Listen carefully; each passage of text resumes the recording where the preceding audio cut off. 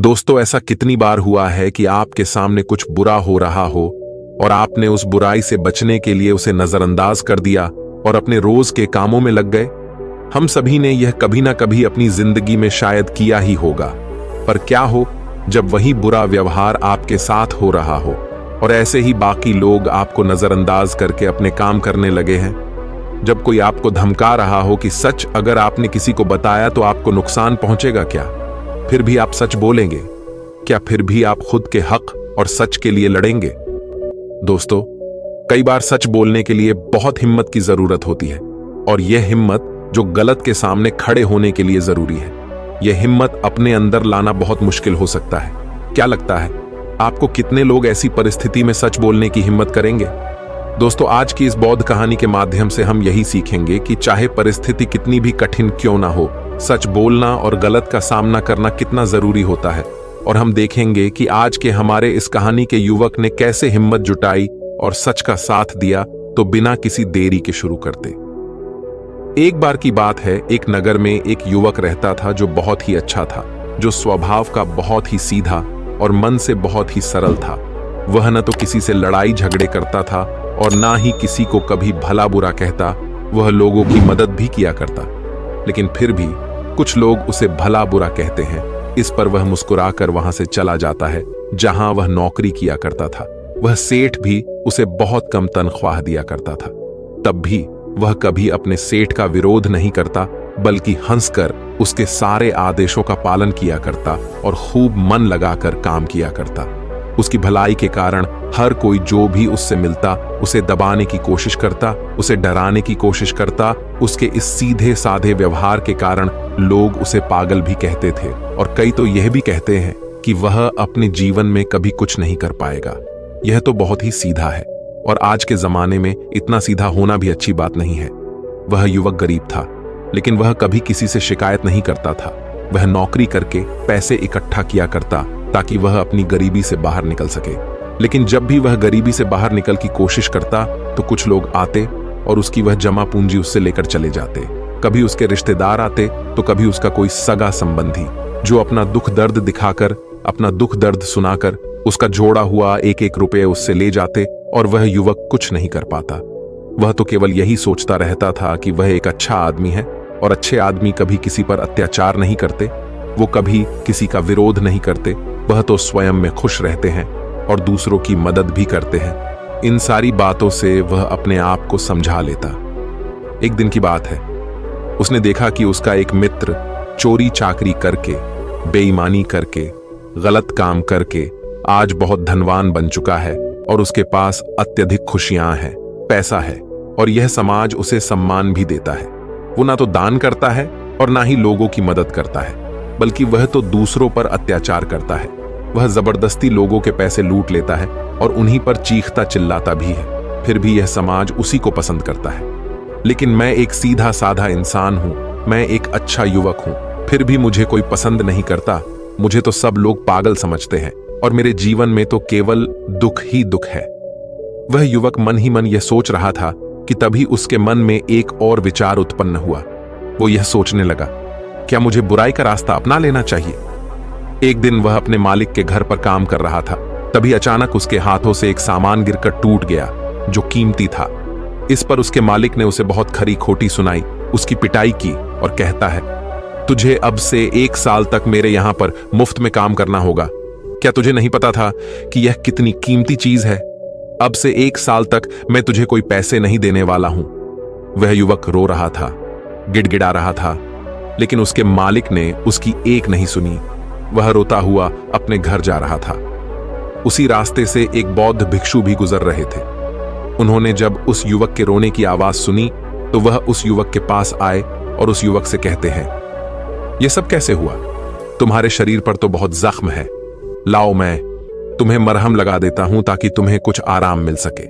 इतना कहकर उन भिक्षु ने युवक के शरीर पर कुछ जड़ी बूटियों का लेप लगाया, जिससे उस युवक को अपने दर्द से थोड़ी राहत मिली। इस पर वह युवक उन बौद्ध भिक्षु से कहता है, हे गुरुवर, आप तो ज्ञानी मालूम पड़ते हैं, क्या आप मेरी एक बात का जवाब देंगे? इस पर वो बौद्ध भिक्षु कहते हैं, पूछो। तभी वह युवक उन बौद्ध भिक्षु से कहता है, हे गुरुवर, अच्छे लोगों के साथ बुरा क्यों होता है? मैं बहुत सीधा साधा इंसान हूं। मैंने कभी किसी का बुरा नहीं किया, ना ही मैंने कभी किसी को अपशब्द कहे, बल्कि जो भी मेरे पास मदद मांगने आता है मैं उसकी मदद भी कर देता हूं। लेकिन अब तक मेरे साथ कभी कुछ अच्छा नहीं हुआ। मैं हमेशा दुख में जीता हूं, जबकि इस दुनिया में ऐसे बहुत सारे बुरे लोग हैं जो अपना जीवन सुखी सुखी जी रहे हैं, जबकि वह लोगों को लूटते हैं, लोगों के पैसे छीन लेते हैं, लोगों पर अत्याचार करते हैं। फिर भी समाज उन्हीं को पसंद करता है, उन्हीं का सम्मान करता है। आखिर ऐसा क्यों होता है? ऐसे में क्या हमें भी बुराई का रास्ता अपना लेना चाहिए? क्या हमें भी बुरा बन जाना चाहिए? उन भिक्षु ने उस युवक की सारी बातें ध्यानपूर्वक सुनी। उसके बाद वह उस युवक को जवाब देते हुए कहते हैं, भंते, जिसके कर्म बुरे हैं उसके कर्म का फल उसे अवश्य मिलेगा, और वह अवश्य रूप से बुरा ही होगा। जिसके कर्म अच्छे हैं उसे भी उसके अच्छे कर्मों का फल अवश्य मिलेगा, और वह आवश्यक रूप से अच्छा ही होगा। तभी वह युवक उन गुरुवर की बात काटते हुए कहता है, हे गुरुवर, क्या आप जो कह रहे हैं वह सच है? क्या मैं आप पर भरोसा कर सकता हूं? क्योंकि इस दुनिया में तो मुझे सब उल्टा ही नजर आता है। मुझे तो अच्छों के साथ बुरा और बुरे के साथ अच्छा ही होते हुए नजर आता है। इस पर बौद्ध भिक्षु उस युवक से कहते हैं, भंते, जैसा मैंने कहा वह बिल्कुल सत्य है, और आने वाले समय में यह तुम अच्छी तरह से जान भी जाओगे। इतना कहकर वह बौद्ध भिक्षु वहां से चले गए। वो युवक वहीं पर कुछ देर बैठा रहा और उन बौद्ध भिक्षु की बातों पर विचार करता रहा, और वह यह सोच रहा था, चलो, मेरे पास धन दौलत ना सही, रुपया पैसा ना सही, समाज का मान सम्मान ना सही, पर मैं एक अच्छा इंसान तो हूं, और मेरी अच्छाई का फल मुझे कभी ना कभी तो जरूर मिलेगा। इतना सोचकर वह वापस अपने घर लौट गया। कुछ दिनों बाद वह युवक जंगल के रास्ते से अपने मालिक के घर जा रहा था। तभी रास्ते में राजा के सैनिकों ने उसे घेर लिया, उसका चेहरे पर काला कपड़ा डाल दिया और उसके हाथ बांध दिए, और फिर उसे धक्के मार मार कर वो उसे ले जाने लगे। इस पर वह युवक जोर जोर से चिल्लाता रहा और उन सैनिकों से पूछता रहा, मुझे कहां ले जा रहे हो और मेरा क्या कसूर है? वह बार बार एक ही बात दोहरा रहा था, लेकिन सैनिकों ने उसकी किसी भी बात का कोई जवाब नहीं दिया। वो बस उसे मारते पीटते ले जाने लगे।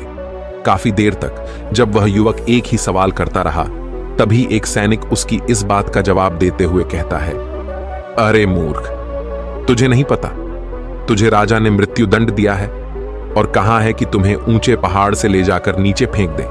इसलिए हम तुम्हें एक ऊंचे पहाड़ की तरफ ले जा रहे हैं, जहां से तुम्हें नीचे फेंक दिया जाएगा। इतना कहकर वह सभी सैनिक हंसने लगे। अभी वह युवक एक बार फिर उन सैनिकों से कहता है, किंतु मैंने किया क्या है, मेरा कसूर क्या है? एक बार मुझे राजा से मिलने दो, मैं भी तो जानना चाहता हूं कि आखिर मेरी गलती क्या है जिसके लिए मुझे यह सजा दी गई है। मैंने तो कुछ भी नहीं किया। तभी वह सैनिक हंसते हुए उस युवक से कहता है, हम सभी जानते हैं कि तुमने कुछ भी नहीं किया, और तुम्हारी अंतिम इच्छा जानकर मैं तुम्हें सब कुछ सच सच बताता हूं। तो ध्यान से सुनो। दरअसल बात यह है कि राजा ने आज सुबह ही चोर को मृत्यु दंड दिया था और हमें उसे पहाड़ी से ले जाकर नीचे फेंकना था। लेकिन वह चोर बहुत चालाक था। उस चोर ने हमसे कहा कि अगर हम उसे छोड़ देंगे तो वह हम सभी को 1000 सोने के सिक्के देगा। इसलिए हमने उसे छोड़ दिया। लेकिन हमें अपना कर्तव्य भी तो पूरा करना है। राजा के आदेश को तो हमें पूरा करना ही होगा। इसलिए हमें किसी ना किसी को तो वहां से फेंकना ही होगा, ताकि राजा तक यह समाचार पहुंच सके कि चोर को मृत्यु दंड दिया जा चुका है। इसीलिए हमने तुम्हें पकड़ लिया, और भला तुमसे अच्छा हमें मिल भी कौन सकता है? तुम्हारा ना तो कोई आगे है ना कोई पीछे जो तुम्हारे बारे में पूछताछ कर सके, और हमें कोई पकड़ भी नहीं पाएगा, और राजा को भी यह बात कभी नहीं पता चलेगी कि आखिर वह चोर कहां गया। इसलिए ईश्वर का नाम लो और शांति से मृत्यु को प्राप्त हो जाओ। उस सैनिक की यह बात सुनकर वह युवक हैरान रह गया। वह सभी सैनिकों के सामने रोने लगा, हाथ जोड़कर उससे विनती तक की रोया, चिल्लाया, लेकिन किसी भी सैनिक ने उसकी एक नहीं सुनी, और वह उसे जबरदस्ती घसीटते हुए पहाड़ की चोटी पर ले जाने लगे। वह चिल्लाता रहा कि मुझे छोड़ दो, मुझे जाने दो, मैंने कुछ नहीं किया। लेकिन उसकी बातों का किसी पर भी कोई फर्क नहीं पड़ा। अंत में थक हार कर उस युवक ने उन सैनिकों से कहा, देखो, तुम्हें उस चोर ने 1000 सोने के सिक्के देने का वादा किया है, और अगर तुम मुझे छोड़ दोगे तो मैं तुम सबको 10,000 सोने के सिक्के दूंगा। इस पर एक सैनिक जवाब देते हुए कहता है, अच्छा, तो अब तुम मुझे पागल बनाने की कोशिश कर रहे हो? तुम्हें क्या हम मूर्ख लगते हैं? तुम एक मामूली से अधिकारी हो और तुम्हारे पास इतना सारा धन कहां से आएगा? इस पर वह युवक उन सैनिकों से कहता है कि तुम मेरे साथ चलो, मैं तुम्हें दिखाता हूं मेरे पास बहुत धन है, और यदि मेरे पास धन ना मिले तो तुम मुझे एक बार फिर से यहां ला सकते हो, नहीं तो तुम चाहो तो मुझे वहीं मार सकते हो। तुम्हारे पास तो हथियार भी हैं, और मैं बिना किसी हथियार के तुम सभी का क्या बिगाड़ पाऊंगा? उस युवक की यह बात सुनकर वे सभी सैनिक एक बार के लिए सोच में पड़ गए। उन सभी ने आपस में मिलकर विचार किया और युवक से कहा, ठीक है, हम तुम्हारी बात मान लेते हैं, लेकिन मेरी एक बात याद रखना, यदि हमें धन नहीं मिला तो हम तुम्हें वहीं पर मार देंगे। चलो हमें दिखाओ वह धन कहां पर है। इस पर वह युवक कहता है, उससे पहले मेरी आंखों से ये काला कपड़ा तो हटाओ, इसके बिना मैं आपको रास्ता कैसे दिखा पाऊंगा। उन सैनिकों ने उस युवक की बात मान ली और उस युवक के सिर पर से वह काला कपड़ा हटा दिया गया। उसके बाद वह युवक उन सभी को एक गुफा में ले जाता है। वह युवक उस गुफा से भली भांति परिचित था। वह गुफा देखने में तो बड़ी सीधी सी लगती थी, लेकिन अंदर से वह एक भूल भुलैया थी। जो भी उसके अंदर एक बार चला जाता, वहां से बाहर निकलना उसके लिए नामुमकिन था। वह युवक उन सभी सैनिकों को उस गुफा के अंदर ले जाता है और मौका मिलते ही वह उन्हें धोखा देकर उस गुफा से बाहर की ओर निकल जाता है, और वह सभी सैनिक उस गुफा में फंसकर रह जाते हैं। वह युवक डरा हुआ, सहमा हुआ, तेजी से भागता हुआ जंगल के रास्ते से जा रहा था। उसे डर था कि वह सैनिक उसका पीछा कर रहे हैं। वह यदि उस गुफा से निकल जाएंगे तो वह उसे पकड़ लेंगे, इसीलिए वह तेजी से भागता हुआ जा रहा था। तभी रास्ते में उसे वहीं बौद्ध भिक्षु दिखाई दिए।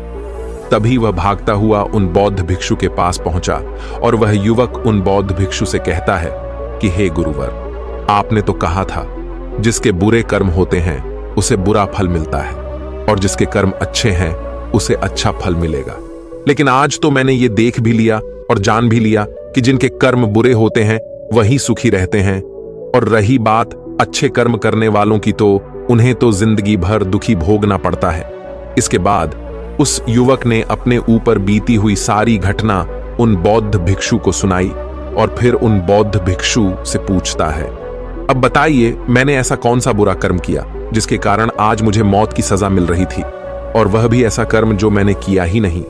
इस पर वह बौद्ध भिक्षु मुस्कुराते हुए उस युवक से कहते हैं, भंते, तुम्हारे कर्म बुरे ही तो है, तभी तो तुम्हें यह सब सहना पड़ रहा है। यह सुन वह युवक थोड़ा सा आश्चर्यचकित हुआ और उन बौद्ध भिक्षु से कहता है, हे गुरुवर, आप ये क्या कह रहे हैं? मैंने कभी किसी का बुरा नहीं किया, मैंने किसी को आज तक अपशब्द तक नहीं कहे, फिर मेरे कर्म बुरे कैसे हो सकते हैं? मैंने तो कोई भी बुरा काम नहीं किया, ना ही मैंने चोरी की, ना ही किसी से बेईमानी की, किसी को सताया तक नहीं, किसी को भला बुरा तक नहीं कहा, फिर मेरे कर्म बुरे कैसे हो सकते हैं? इस पर वह बौद्ध भिक्षु उस युवक से कहते हैं, भंते, अपने हक और अधिकार के लिए ना लड़ना, यह भी तो बुरा कर्म है। जब तुम पर कोई अत्याचार करता है तुम उसका विरोध नहीं करते, क्या यह बुरा कर्म नहीं है?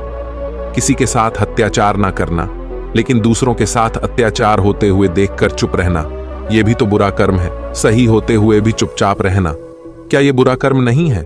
हम शक्तिहीन हैं, असहाय हैं, हमारी मदद कौन करेगा ये समझकर सत्य के सामने बार बार झुक जाना, क्या यह बुरा कर्म नहीं है? बुराई में सुख है, यह देखना भी एक बुरा कर्म ही तो है। अब मैं तुमसे सवाल करता हूं, बताओ मुझे, इनमें से कौन सा काम ऐसा है जो तुमने अब तक नहीं किया? उन बौद्ध भिक्षु की यह सारी बातें सुनकर वह युवक स्तब्ध रह गया। उसे कुछ भी समझ नहीं आ रहा था कि वह उन बौद्ध भिक्षु के इस प्रश्न का क्या जवाब दें। काफी देर सोच विचार करने के बाद वह उन्हें बौद्ध भिक्षु से कहता है, हे गुरुवर, आप सत्य कहते हैं, ये सारे कर्म मैंने किए हैं और आप सही हैं। ये सारे बुरे कर्म मेरे द्वारा ही किए गए हैं और मैं अपने आप को हमेशा एक अच्छा इंसान मानता था। मैं हमेशा लोगों की मदद करता था, कभी किसी के सामने आवाज नहीं उठाता था और मुझे लगता था कि मैं एक बहुत ही सीधा, सरल और अच्छा व्यक्ति हूं। लेकिन मैं यह नहीं जानता था कि जाने अनजाने में बुरे कर्म कर रहा हूं। आगे वह युवक अपने दोनों हाथ जोड़कर उन गुरुवार से कहता है, हे गुरुवर, अगर यह सारे बुरे कर्म है तो अच्छा कर्म क्या है और अच्छा व्यक्ति कौन होता है? इसका जवाब देते हुए वह बौद्ध भिक्षु उस युवक से कहते हैं, भंते, जो हमेशा सत्य के साथ खड़ा रहता है, जो लोगों की मदद करता है, ईमानदारी से अपना कार्य पूरा करता है, जो विनम्र हैं लेकिन कमजोर नहीं, जो अपने आप पर गर्व कर सकता है लेकिन अहंकार नहीं, जो बुराई को नहीं सह सकता लेकिन अच्छाई के लिए हमेशा प्रयासरत रहता है, जो आलस्य नहीं करता और अपने जीवन को अपने नियंत्रण में रखता है, जो निडर रहता है। तभी वह युवक उन बौद्ध भिक्षु से कहता है, हे गुरुवर, आपने जो कुछ भी कहा वह एकदम सत्य है, लेकिन आप ही बताइए, भला एक गरीब और कमजोर इंसान किसी के सामने कैसे खड़ा हो सकता है, किसी का विरोध कैसे कर सकता है? इस पर वह बौद्ध भिक्षु उस युवक के इस प्रश्न का जवाब देते हुए कहते हैं, भक्त, लगता है तुम भूल गए। अभी कुछ देर पहले ही तुमने उन सैनिकों के सामने खड़े होकर अपनी सूझबूझ से अपना जीवन बचाया है। व्यक्ति को हमेशा अपने मन से शक्तिशाली होना चाहिए, क्योंकि यह जीवन हमेशा नहीं रहता। डरते हुए जीवन जीने से अच्छा है। निर्भय होकर एक दिन खुलकर जी लो। तभी वह युवक उन गुरुवर से कहता है, हे गुरुवर, आपकी सारी बातें सत्य है, लेकिन फिर भी यदि किसी के सर पर मौत मंडरा रही हो तो वह व्यक्ति अपनी जान बचाने के बारे में तो सोचेगा ही, और मैंने भी तो वही किया। लेकिन अब जब मैं आपके सामने खड़ा हूं तो मेरे भीतर वो क्षमता नहीं है, मेरे भीतर वो हिम्मत नहीं है कि मैं किसी का विरोध कर सकूं, किसी के सामने खड़ा हो सकूं। तभी वो बौद्ध भिक्षु मुस्कुराते हुए कहते हैं, तो ठीक है, तुम यहीं पर इंतजार करो। वह सैनिक कभी भी उस गुफा से निकल आएंगे और तुम्हें ढूंढ ही लेंगे, और अवश्य ही वह तुम्हें पकड़कर उस पहाड़ की ऊंचाई से फेंक देंगे और तुम कुछ नहीं कर पाओगे, क्योंकि तुम तो अपने आप को कमजोर समझते हो। तुम अपने आप को एक अच्छा व्यक्ति मानते हो, क्योंकि तुम किसी को सताते नहीं। लोग भले ही तुम्हें सता सकते हैं, और वह इसलिए क्योंकि तुम लोगों की सहानुभूति चाहते हो। आगे बौद्ध भिक्षु उस युवक से कहते हैं, बेटा, मेरी एक बात हमेशा याद रखना, हमें मजबूत होना चाहिए, सहानुभूति का भूखा नहीं। और यह बात सुना सुनाकर अगर तुम लोगों से सहानुभूति मांगोगे तो तुम्हें सहानुभूति तो बहुत मिलेगी, लेकिन न्याय कभी नहीं मिल पाएगा। और न्याय लेना, न्याय के लिए न लड़ना, अपने ऊपर अन्याय करने जैसा होता है। तभी वह युवक उन बौद्ध भिक्षु से कहता है, हे गुरुवर, आप जो कह रहे हैं वह सत्य है, लेकिन मैं न्याय मांगने किसके पास जाऊं? कौन मेरी सुनेगा? वो बौद्ध भिक्षु जवाब देते हुए कहते हैं, बेटा, तुम राजमहल जा सकते हो और राजा के सामने न्याय की गुहार लगा सकते हो। इस पर वह युवक डरते हुए उन बौद्ध भिक्षु से कहता है, नहीं नहीं गुरुवर, भला राजा के सामने मैं कैसे खड़ा हो पाऊंगा? उनके सामने मेरी क्या औकात? मुझ में इतनी हिम्मत नहीं कि मैं राजा के सामने जाकर खड़ा हो पाऊं। यदि उन्हें क्रोध आ गया तो वो मुझे मृत्यु दंड दे देंगे। तभी वह बौद्ध भिक्षु मुस्कुराते हुए उस युवक से कहते हैं, बेटा, तुम्हें मृत्युदंड तो मिल ही चुका है। भले वो राजा ने ना दिया हो, लेकिन सैनिकों ने तो तुम्हें मृत्युदंड दे ही दिया है। इतना कहकर वह बौद्ध भिक्षु वहां से अपने मार्ग में आगे की ओर चल पड़े। वह युवक वहीं पर खड़े खड़े उन बौद्ध भिक्षु की बातों पर विचार कर रहा था, और फिर तभी अचानक उसे किसी के आने की आवाज सुनाई दी। वह चुपचाप उन झाड़ियों में जाकर छुप गया। रात होने को थी, जिस कारण उन झाड़ियों में किसी को कोई नजर नहीं आया। उस युवक ने रात भर वहीं गुजारी, और वह रात भर केवल यही सोचता रहा कि आखिर वह क्या करे। क्या वह अपना जीवन डर के जिए, या फिर वह वैसे ही बुरा बन जाए जैसे उसके मित्र बन चुके हैं? तब शायद वह अपने प्राण बचा सके।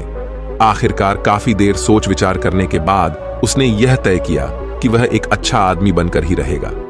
अगले दिन सुबह सुबह उसने हिम्मत की और राज दरबार पहुंचा। राज दरबार पहुंचकर उसने राजा से न्याय की गुहार लगाई। दरबार लगा और उस युवक को दरबार में पेश किया गया। राजा ने उस युवक से पूछा, कहो, क्या तकलीफ है? किसने तुम पर अत्याचार किया? इस पर वह युवक उन राजा से कहता है, महाराज, मैं आपको उनके नाम तो बता दूंगा, लेकिन जैसे ही मैं उनके नाम बताऊंगा, यहां खड़े सभी लोग मेरे जानी दुश्मन बन जाएंगे, और हो सकता है वह मुझे यहीं पर मृत्यु के घाट भी उतार दे। राजा उस युवक से कहता है, निसंकोच हो जाओ, यह हमारा देश है, यह हमारा राजमहल है, यहां तुम्हें कोई भी कुछ नहीं कर सकता। तभी वह युवक राजा से कहता है, महाराज, मुझ पर इस राज्य के राजा ने अत्याचार किया है और मैं उसके अत्याचार का शिकार हूं। राजा अपराधी है। इस बात सुनते ही राजदरबार में बैठे हुए सभी लोग अपने आसन पर से खड़े हो गए और सभी ने एक आवाज में कहा, राजन, इसे मृत्यु दंड दे दिया जाए। लेकिन राजा ने उनमें से किसी की भी एक नहीं सुनी। राजा ने कुछ देर के लिए सोच विचार किया और उसके बाद वह राजा कहता है, ठीक है, मैं तुम्हारी बात मानने के लिए तैयार हूं, लेकिन अब मैं चाहता हूं कि तुम अपनी बात स्पष्ट करो। आखिर तुम कहना क्या चाहते हो? यदि तुम्हारी बातों से यह स्पष्ट हो गया कि इस राज्य के राजा ने तुम पर अत्याचार किया है, तो उसे उसकी सजा भी अवश्य मिलेगी और वह सजा भी तुम ही सुनाओ। राजा की यह बात सुनकर राज दरबार में उपस्थित सभी लोग अपने अपने आसन पर बैठ गए और उस युवक की बात सुनने के लिए सभी लोग तैयार हो गए। तभी वह युवक राजा से कहता है राजन, कल सुबह आपने एक चोर को मृत्यु दंड दिया था। आपके सैनिकों ने उस चोर को 1000 सोने के सिक्के लेकर उसे आजाद कर दिया है और उसके बदले उन्होंने मुझे पकड़कर पहाड़ी से फेंकने की कोशिश की, लेकिन जैसे तैसे करके मैं वहां से निकल गया। और ऐसा पहली बार नहीं हुआ, बल्कि ऐसा कई बार हो चुका है और पहले भी कई बार कई गरीब लोगों की मृत्यु इसी प्रकार हुई है। और राजा को लगता है कि राजा ने न्याय किया है, लेकिन वह राजा यह नहीं देखता कि उसके आदेश को पूरा किया जा रहा है या नहीं, क्या उसका न्याय पूरा हो रहा है या नहीं। राजा का किया हुआ न्याय किसी के लिए अन्याय बन रहा है। किसी गरीब के घर का दीपक बुझा दिया जाता है और राजा को इसकी भनक तक नहीं। राजा तो केवल अपने जीवन में मस्त है, उसे अपने महल से बाहर निकलने का समय तक नहीं है। वह बाहर निकलकर आम लोगों से मिलता तक नहीं है, उनकी समस्याओं के बारे में सुनता तक नहीं है। वह तो केवल अपने मंत्रियों और अपने अधिकारियों पर निर्भर रहता है। राजन, मेरा राजा तो मुझसे कभी मिला तक नहीं, वो मुझसे बहुत दूर है और मेरी आवाज भी उस तक कभी नहीं पहुंचती। अगर मैं बाहर खड़े उन पहरेदार को कुछ रुपए पैसे देकर अंदर न आता। उस आदमी की यह बात सुनकर राजदरबार में उपस्थित सभी लोग आश्चर्यचकित रह गए। राजा भी यह बात सुनकर बड़ा अचंभित था। तभी राजा ने मंत्री को आदेश दिया और कहा कि सत्य का पता लगाया जाए। मंत्री ने तुरंत ही राजा के आदेश का पालन किया और गुप्तचरों से पता किया कि आखिर यह जो युवक कह रहा है उसमें कितनी सच्चाई है। कुछ घंटों के बाद मंत्री को यह बात पता चल गई कि जो युवक कह रहा है वह बिल्कुल सत्य है और उसने यह बात आकर राजा को बताई।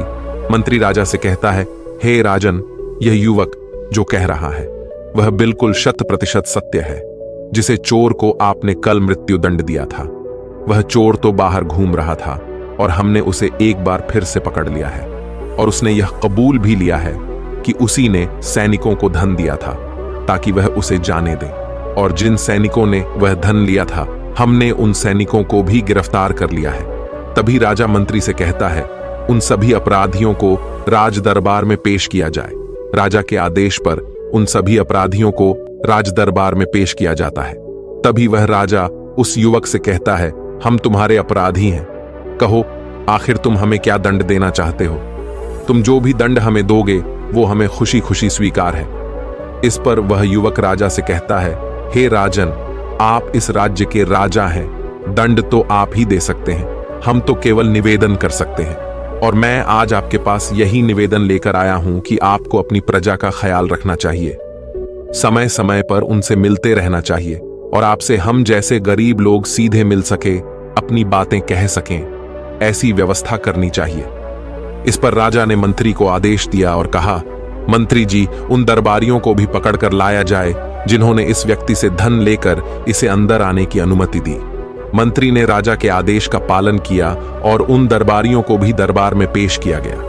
राजा ने उन दरबारियों को भी नौकरी से निकाल दिया और उन्हें 3 महीने की काल कोठरी में रहने की सजा सुनाई। आगे जाकर राजा उस युवक से कहता है, मैंने तुम्हारे जैसा निर्भय व्यक्ति आज तक नहीं देखा। तुम ईमानदार भी हो, सच्चे भी हो और तुम जैसे व्यक्तियों की हमारे समाज में बहुत आवश्यकता है। मुझ जैसे राजा को भी आज तुमने आईना दिखा दिया है। आगे राजा उस युवक से कहता है, इसलिए आज से मैं तुम्हें इस राज्य का मुख्यमंत्री घोषित करता हूं। इस पर वह युवक कहता है, नहीं नहीं महाराज, मैं तो बस अपनी बिनती यहां पर लेकर आया था। आपने मेरी बात सुनी, बस इसी में मैं खुश हूं। इतना कहकर उस युवक ने राजा को प्रणाम किया और वापस अपने घर लौट गया। देखते ही देखते उस युवक का नाम पूरे राज्य में फैल गया। सब उसे जानने लगे, उसे पहचानने लगे, और वह व्यक्ति केवल एक ही बात कहता था, अच्छे कर्मों का फल हमेशा अच्छा ही होता है। बस हमें बुराइयों से नहीं डरना चाहिए, हमें तो बिना डरे सच का सामना करना है। दोस्तों, इस कहानी के माध्यम से मुझे उम्मीद है कि आपको यह समझ में आ चुका होगा कि अच्छा होना क्या होता है और एक सच्चा व्यक्ति कैसे बनता है। यदि आप भी अपने आप को एक अच्छा और सच्चा व्यक्ति मानते हैं और आपको लगता है कि आप भीतर से अच्छे हैं और आपके साथ बुरा हो रहा है, तो उस बुराई का कारण कौन है, उस तकलीफ का कारण कौन है, यह आपको अच्छी तरह से पता चल चुका होगा। इसलिए खुद को कमजोर और असहाय न माने, अपने लिए लड़ना सीखें, अपने आप को भीतर से मजबूत बनाएं, अपने मन को कठोर बनाएं, ताकि आप उन परिस्थितियों और लोगों का सामना कर सके जो आपका फायदा उठाने की कोशिश करते हैं, क्योंकि बुरा ही सहना भी एक बुरा कर्म ही है।